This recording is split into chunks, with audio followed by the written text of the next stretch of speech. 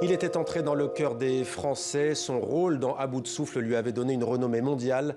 Jean-Paul Belmondo nous a donc quittés à l'âge de 88 ans. Retour sur son immense carrière avec Gina Lunchiesa. Bébel le magnifique vient de nous quitter. Vous plaisez aux femmes? Je ne sais pas. Menteur. Belmondo, séducteur mais aussi cascadeur, était le mythe du cinéma français. Il est révélé en 1960 dans À bout de souffle, un film de Jean-Luc Godard. Monstre du cinéma français, ses films les plus connus, Pierrot le Fou, L'As des As, Cartouche ou encore Un singe en hiver avec Jean Gabin. Né à Neuilly-sur-Seine en 1933 d'une mère artiste peintre et d'un père sculpteur, Belmondo est un élève turbulent à l'école. Très vite, il se passionne pour la scène. Il fait ses classes au conservatoire avec d'autres monstres du cinéma, Jean-Pierre Marielle, Jean Rochefort ou encore Claude Rich. Laisse. En 1981, il crève l'écran dans Le Professionnel. Il incarne un policier justicier emblématique.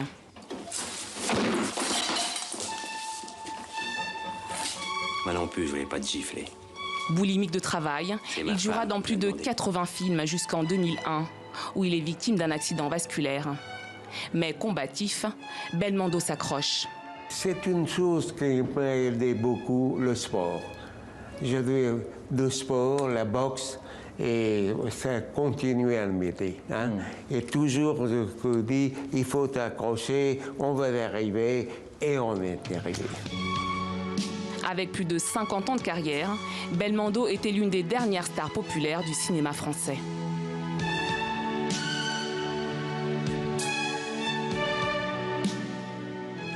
Et les réactions sont nombreuses, évidemment. Ce soir, celle du président français Emmanuel Macron. Jean-Paul Belmondo était un trésor national. En lui, nous nous retrouvions tous. Autre réaction, celle de l'écrivain, réalisateur et parolier Philippe Labro. Il avait dirigé Jean-Paul Belmondo de l'Alpagueur ou encore L'Héritier. Il nous confie son immense tristesse.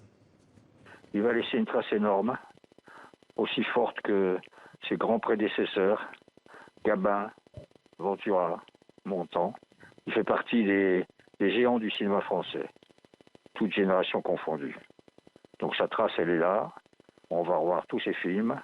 On va redécouvrir sa gouaille, son allure, son intelligence, sa beauté, car c'est un bel homme, et sa capacité d'assumer tous les rôles, aussi bien comiques que tragiques.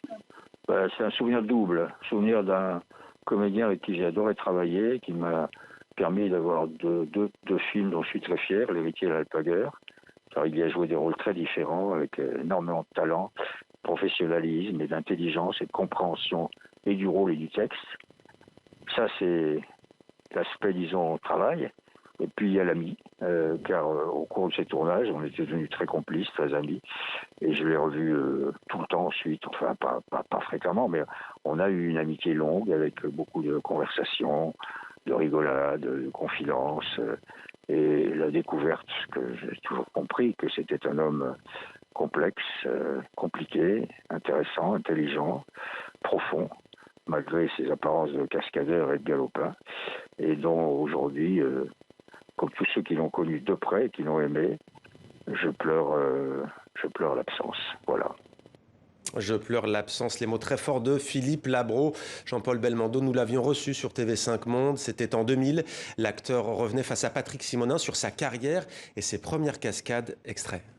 Est-ce que c'est vrai qu'une fois vous vous êtes accroché au rideau de scène, vous avez fait tout écrouler?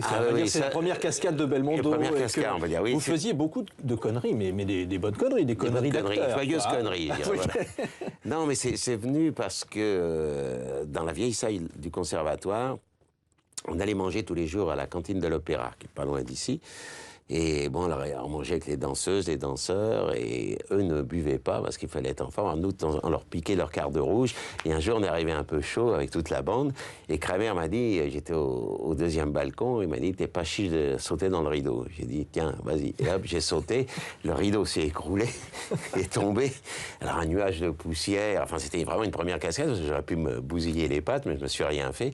Et le professeur est arrivé, c'était Georges Leroy, qui était un homme charmant d'ailleurs. Il me fait, ah, qu'est-ce qui se passe, monsieur Belmondo? Il me dit, je sais pas, j'ai tiré.